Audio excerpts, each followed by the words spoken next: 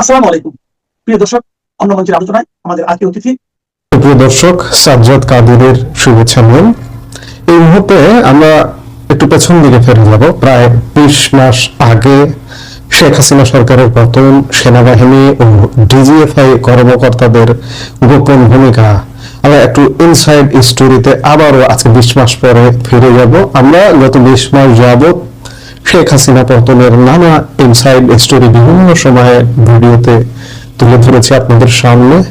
এখন আমরা আবারও আজকে একটা খবর বা স্টোরির আলোকেই কথা বলবো। বাংলাদেশের সিনিয়র জার্নালিস্ট এনায়েত কবির নর্থ ইস্ট ইন্ডিয়ার স্বনামধন্য গণমাধ্যম নর্থ ইস্ট নিউজে একটি একক অনুসন্ধানী স্টোরি করেছেন এবং এটি বলতে পারেন যে সিরিজ একটা স্টোরি। সম্ভবত 8 পর্বে এটি প্রকাশিত হবে।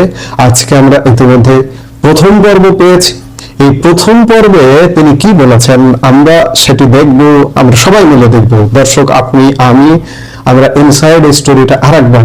এটা যে কোনো ছাত্র জনতার গণ অভ্যুত্থান ছিল না।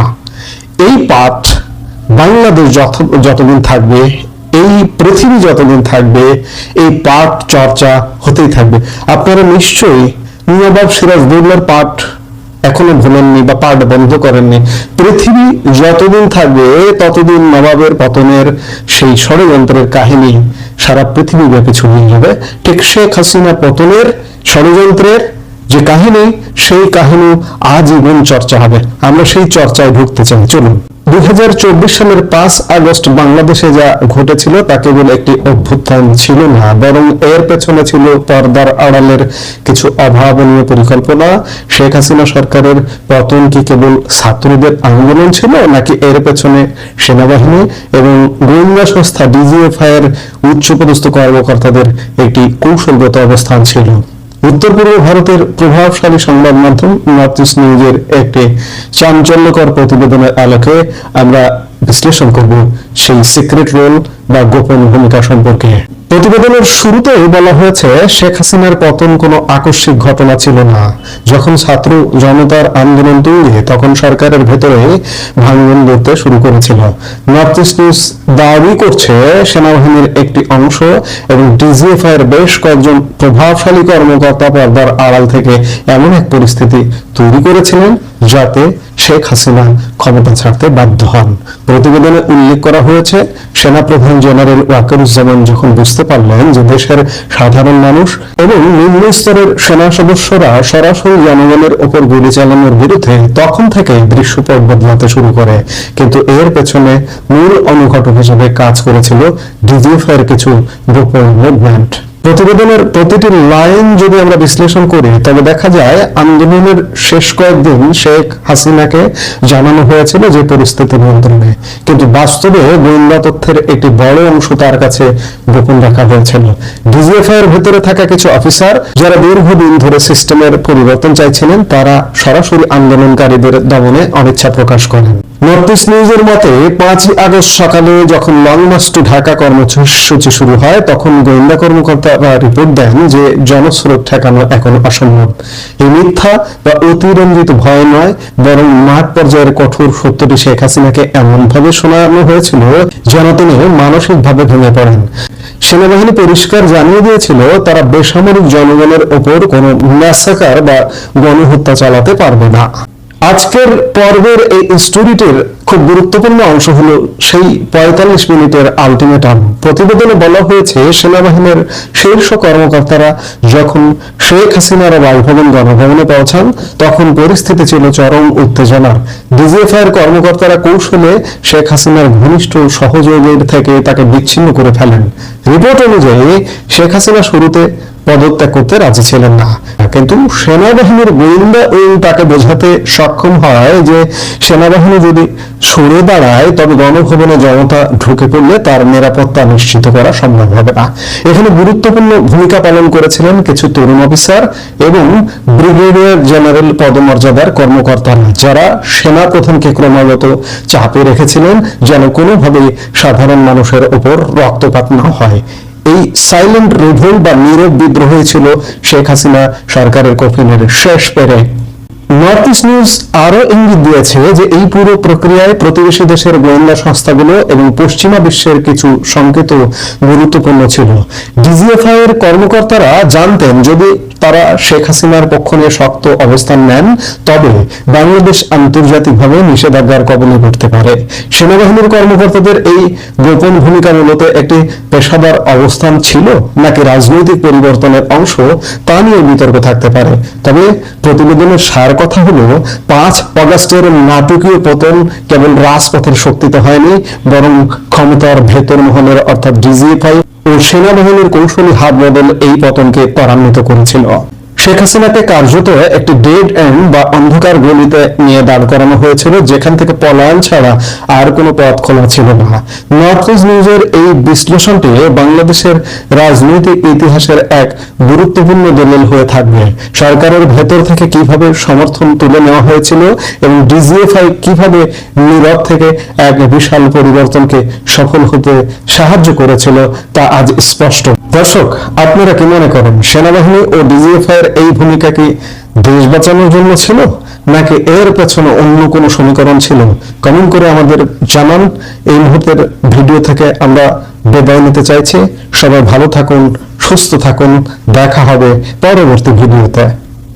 আমাদের ভিডিওগুলো নিয়মিত পেতে সাবস্ক্রাইব করুন Sajjad Kadir and the legends YouTube channel এবং লাইক, কমেন্ট, শেয়ার করে সাথে থাকুন। সামনে কথা বলতে এসে আওয়ামী লীগ নিষেধে আইন, তারেক সরকারের কড়া পদক্ষেপ, কেন নেই রাজপথে কোনো প্রতিবাদ, এই বিষয়গুলো নিয়ে আপনাদের সামনে এই মুহূর্তে কথা বলবো। এমন একটি স্টোরি করেছে পশ্চিমবঙ্গের বাংলা গণমাধ্যম দ্য ওয়াল। তাদের সেই স্টোরির আলোকে এবং আমার কথা মিলিয়ে এই মুহূর্তে কথা বলতে চাই। তারা বেশ ভালো যুক্তিযুক্ত একটা স্টোরি করেছে। আওয়ামী লীগ অনেক নেতাদের সাথে কথা বলেছে, যদিও নেতারা নাম প্রকাশে অনিচ্ছুক কথা বলে স্টোরিটা করেছে। তাদের স্টোরির শিরোনামটা হলো আইন করে দলের কার্যক্রম নিষিদ্ধ করলেন তারেক, আওয়ামী লীগ নেতারা তবু আন্দোলন নিয়ে রাগ করছেন না। অবজেকশনাল বিষয়টা, দুঃখজনক বিষয়টা। গতকাল থেকে খেয়াল করছি, গতকালকে বাংলাদেশের জাতীয় সংসদে সন্ত্রাস বিরোধী আইন 2026 সংশোধনী পাশ হয়েছে, বা আইন হিসেবে এটি এখন বর্তমানে নিশ্চিত হয়েছে। ইউনূস সরকারের আমলে একটি সন্ত্রাস বিরোধী আইন, 2009 সালের সন্ত্রাস বিরোধী একটি আইন আছে, সেই আইনটা সংশোধনী এনে একটা অধ্যাদেশ জারি করা হয়েছিল। গতকালকে আমরা এটি নিয়ে বিস্তারিত আলাপ করেছি, আইনের কোন কোন ধারা। আজকে আর বিস্তারিত নয়। আইনের সেই সংশোধনের আলোকে ইউনূস সরকার ষড়যন্ত্রমূলকভাবে আওয়ামী লীগের কার্যক্রম নিষিদ্ধ করে। সেই আইনটাই গতকালকে সংসদে আইনে পরিণত হলো। এটি বিল আকারে উত্থাপনের পরে এটা আইন, এখন রাষ্ট্রপতির স্বাক্ষরের পরে এটা আইন, অর্থাৎ সেই আইনে আওয়ামী লীগের নিষেধাজ্ঞাটা থাকলো। কিন্তু গতকাল থেকে খেয়াল করেছেন যে শুধুমাত্র সোশ্যাল মিডিয়া, ডিজিটাল মিডিয়ায় উচ্চবাচ্য ছাড়া রাজপথে বাংলাদেশের টেকনাফ থেকে তেতুলিয়া কোথাও কোনো শব্দ শুনেছেন? দু একটা জায়গায় হয়তো বিচ্ছিন্ন দু একটা মিছিল হতে পারে, অসংগঠিত মিছিল হতে পারে, কিন্তু যেভাবে এত বড় একটা ঘটনা ঘটলো যে একটা আইন স্থায়ীভাবে পাশ করা হলো, এই আইনটা পাশ করার ফলে বাংলাদেশে যেভাবে জনবিস্ফোরণ, মানুষের মনে বিস্ফোরণ আছে, যারা আওয়ামী লীগ করেন না তাদের মধ্যেও বিস্ফোরণ আছে। আমি আওয়ামী লীগ করি না, আমি দেশের সাধারণ মানুষ, আমি বিএনপি করি না, আমি কোনো রাজনীতির ধারে কাছে নেই। রাজনীতির ধারে কাছে তো আরোই যাওয়ার প্রশ্নই আসে না। এই যে শিরিন শারমিন চৌধুরী, বাংলাদেশের একজন মেধাবী মুখ, স্কলারের সাথে যেভাবে বাংলাদেশ অ্যাক্ট করছে, আচরণ করছে, আপনি রাজনীতি কিভাবে করবেন? আপনি রাজনীতির নাম নেবেন কিভাবে? বাংলাদেশে তো ভালো মানুষের জন্য রাজনীতি নয়। আমি নিজেকে অবশ্যই ভালো মানুষ বলছি, আমি বুকে হাত দিয়ে বলতে পারি জীবনে কোনোদিন কোনো অন্যায় করিনি, জীবনে মিথ্যা কথা কখনো বলেছি কিনা আমার মনে পড়ে না।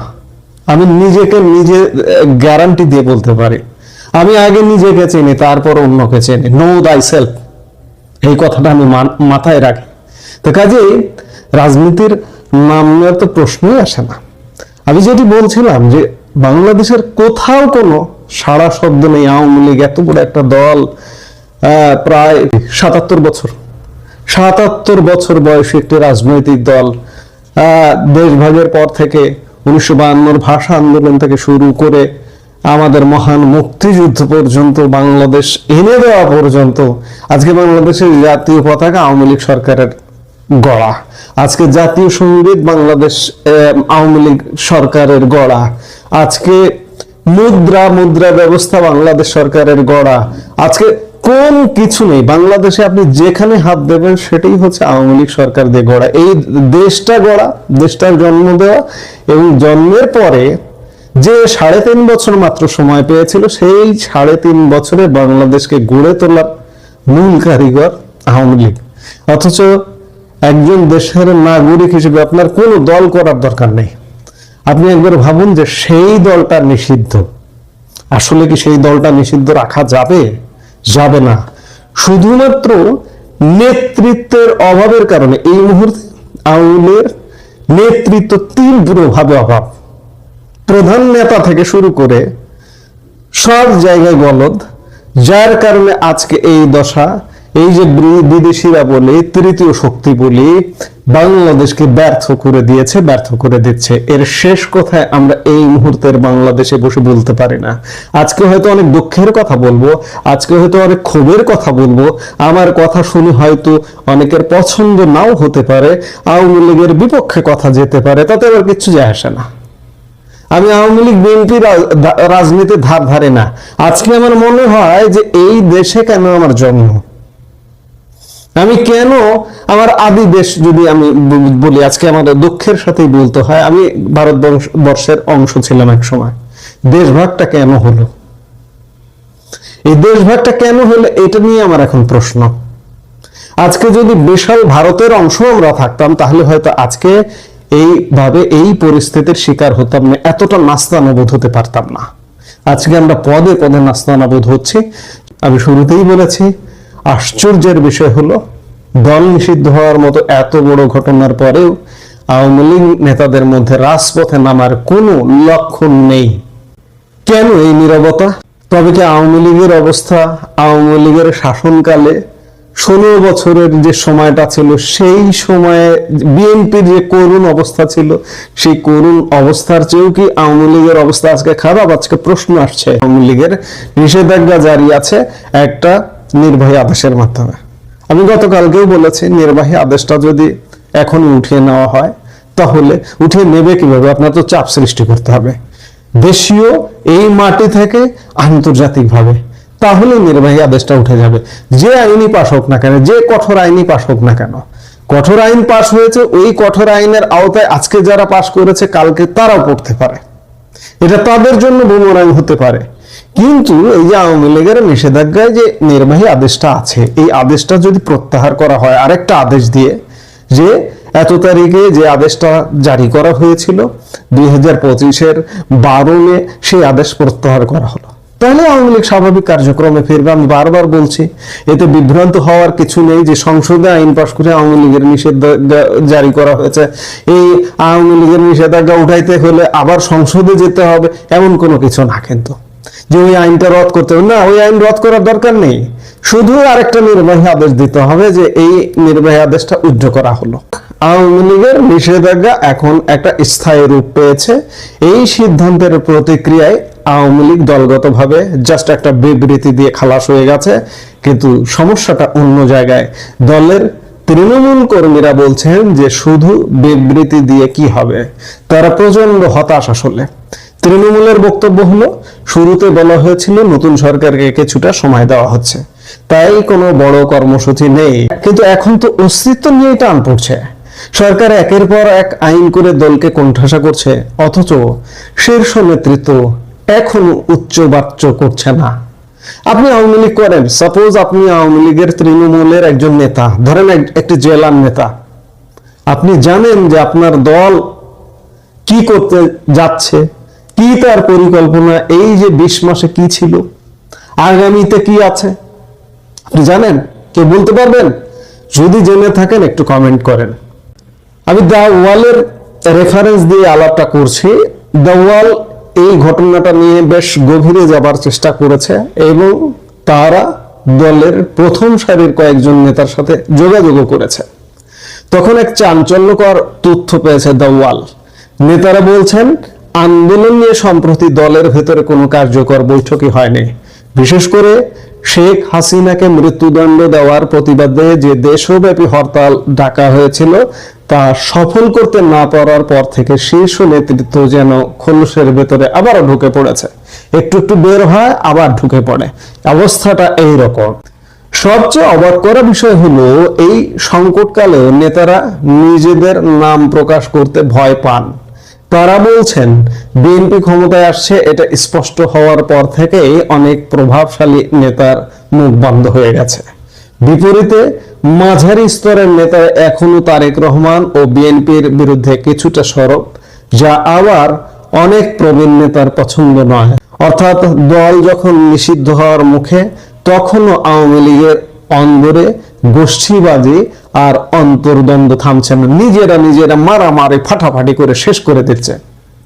আমাদের পাশের দেশে কিছু নেতারা আছে, ইউকেতে কিছু নেতারা আছে, নিজেরা ও ওরে পছন্দ করে না, ও ওরে পছন্দ করে না, ও ওর পেছনে মানে লেগে থাকা, এগুলো নিয়ে আওয়ামী লীগ এখন ব্যস্ত। আওয়ামী লীগের যে কি পরিমাণ জনসমর্থন, আমি বারবার বলি, এখনই একটা নির্বাচন দিয়ে দেখুন কি অবস্থা হয়। যারা আওয়ামী লীগ করে না, যারা মুক্তিযুদ্ধকে মানে, যারা বঙ্গবন্ধুকে মানে, যারা স্বাধীনতাকে মানে, তারা একযোগে আওয়ামী লীগকে ভোট দেবে। অথচ আওয়ামী লীগের কার্যকর নেতৃত্ব নাই। এর চেয়ে দুর্ভাগ্য আওয়ামী লীগের জন্য শুধু নয়, বাংলাদেশের জন্য আর হতে পারে না। এই প্রেক্ষাপটে আওয়ামী লীগ দেশের গণতন্ত্রকামী মানুষ, নাগরিক সমাজ এবং তরুণ প্রজন্মের প্রতি ঐক্যবদ্ধ হবার আহ্বান জানিয়েছে। তারা বলছে, ইতিহাস থেকে অনুপ্রেরণা নিয়ে তারা আন্দোলন সংগ্রাম অব্যাহত রাখবে। কিন্তু প্রশ্ন হলো, এই আন্দোলন কি শুধু কাগজের বিবৃতিতে সীমাবদ্ধ থাকবে, নাকি না রাজপথে দেখা যাবে? এই যে এত মানুষ আওয়ামী লীগকে সমর্থন করছে, এই সমর্থনটার প্রতি আপনাদের কি কোনো দয়া মায়া নেই? এই সমর্থনটার প্রতি কি আপনাদের কোনো দায়বদ্ধতা নেই? বাংলাদেশের প্রতি আপনাদের কি কোনো দায়বদ্ধতা নেই? আপনারা একটা বিবৃতি দিয়ে খালাস। এই মুহূর্তে একটি বড় প্রশ্ন আমাদের সামনে এসে দাঁড়িয়েছে, আওয়ামী লীগের বর্তমান অবস্থা কি বিএনপির সেই 16 বছরের অবস্থার চেয়ে করুণ? আমরা দেখেছি আওয়ামী লীগ যখন ক্ষমতায় ছিল তখন বিএনপি বছরের পর বছর ঈদের পর আন্দোলন বলে সময় পার করেছে, কিন্তু সফল হতে পারেনি। শেষ পর্যন্ত একটি দেশি বিদেশি তৃতীয় শক্তির হস্তক্ষেপে আওয়ামী লীগের পতন ঘটে। সেই সুবাদে বিএনপি আজ সুবিধাভোগী। বিএনপি বরাবরই সুবিধাভোগী। 1975 সালে বঙ্গবন্ধু সপরিবারে নিহত হবার পরেও বিএনপি সুবিধাভোগী হয়েছিল।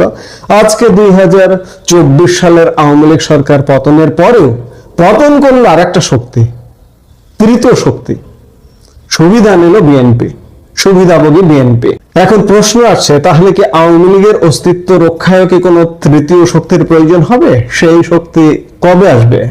নাকি রাজপথের লড়াই ছাড়াই আওয়ামী লীগ ইতিহাসের পাতায় হারিয়ে যাবে? হারিয়ে যাবার কথা নয়, এখনো বলছি আমরা, কারণ বাংলাদেশের মাটি আওয়ামী লীগকে চায়, বাংলাদেশের মানুষ আওয়ামী লীগকে চায়, বাংলাদেশ চায়। এত জনসমর্থন কিভাবে হারিয়ে যায়? হারিয়ে যাবে না, এখনো সময় আছে, হারিয়ে যাবে না। আওয়ামী লীগ মুসলিম লীগ হয়ে যাবে না, কার্যকর যদি পদক্ষেপ নেওয়া হয়। এই যে বিদেশে বসে বড় বড় কথা, বড় বড় লেকচার, এইসব লেকচার না মেরে আপনারা একটা ঘোষণা দেন তো, যে বিদেশে যত নেতৃত্ব আছে সবাই একযোগে দেশে ফিরবে। আপনার জেল হোক, জুলুম হোক, আপনি জাস্ট ঘোষণা দেন যে আমি অমুক তারিখে আসবো, আমরা অমুক তারিখে আসবো। প্রধানমন্ত্রী শেখ হাসিনার জীবনের নিরাপত্তা আছে, কারণ তাকে হত্যার পরিকল্পনা, তার পেছনে সব সময় বুলেট ঘুরে বেড়ায়, হত্যার পরিকল্পনা আছে। এখনো পর্যন্ত সেই পরিকল্পনা অব্যাহত আছে। তিনি পরে আসুন, কিন্তু বাদ বাকি যত নেতা নেত্রী আছেন তারা একবার ঘোষণা দিন তো যে আমরা দেশে যাব, আমাদের অ্যারেস্ট করা হোক, যাই হোক, যা কিছু হোক। যা আপনারা কি সারা জীবন বিদেশে থাকবেন, বিদেশেই মারা যাবেন? তেমনটা কি পরিকল্পনা? যদি তেমন কোনো পরিকল্পনা থাকে তাহলে বিদেশে থাকুন, আর যদি না থাকে বাংলাদেশের মাটি নিয়ে রাজনীতি করেছেন, মানুষ নিয়ে রাজনীতি করেছেন। এই মাটির উপর, এই মানুষের উপর আপনার দায়বদ্ধতা আছে, তাহলে দেশে ফিরে আসুন। একযোগে না হলে ঘোষণা দিয়ে, না হলে আস্তে আস্তে ফিরে আসুন, গোপনে ফিরে আসুন, এসে দেশে সংগঠিত করুন। এছাড়া আওয়ামী লীগও বাঁচবে না, দেশের যে অবস্থা দেশও বাঁচবে না। আজকে অনেক রাগের কথা বললাম, ক্ষোভের কথা বললাম, ক্ষোভ থেকে বলছি, অন্য কিছু না। আমরা চাই আওয়ামী লীগ থাকুক, স্বাধীনতা মুক্তিযুদ্ধের নেতা দলকে আমরা হারাতে চাই না। আবার একই সাথে বলবো যে বিএনপি না হারাক, বিএনপি থাকুক, কারণ শুধু যদি আওয়ামী লীগ থাকে তাহলে বিএনপি যদি না থাকে আওয়ামী লীগ স্বৈরাচার হয়ে যাবে, আবার আওয়ামী লীগ না থাকলে আজকে বিএনপি স্বৈরাচার হয়ে যাবে। বিএনপির পতন অনিবার্য। বিএনপির যে অবস্থা, দেশের যে অবস্থা, লেজে গোবরের অবস্থা, এগুলো কোনো কন্ট্রোল করতে পারবেন, কিন্তু পতন পরবর্তী সময়ে কি হবে?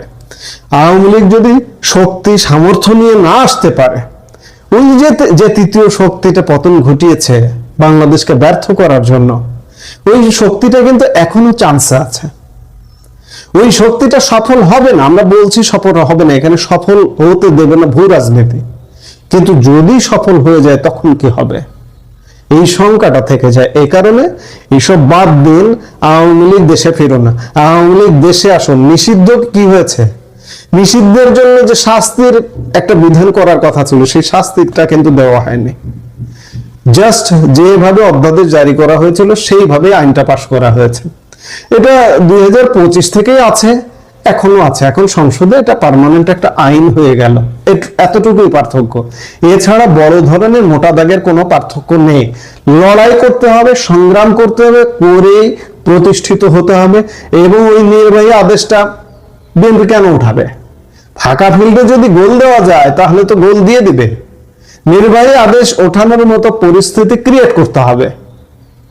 এক খোঁচায় নির্বাহী আদেশ উঠিয়ে দেওয়া সম্ভব, সেটা করুন। নিজেরা বাঁচুন, আওয়ামী লীগ দলটাকে বাঁচান, দেশটাকে বাঁচান, সেটাই আমরা প্রত্যাশা করি। এই মুহূর্তের ভিডিও থেকে বিদায় নিতে চাইছি। সবাই ভালো থাকুন, সুস্থ থাকুন। আমাদের ভিডিওগুলো নিয়মিত পেতে সাবস্ক্রাইব করুন Sajjad Kadir and the legends YouTube channel এবং লাইক, কমেন্ট, শেয়ার করে সাথে থাকুন।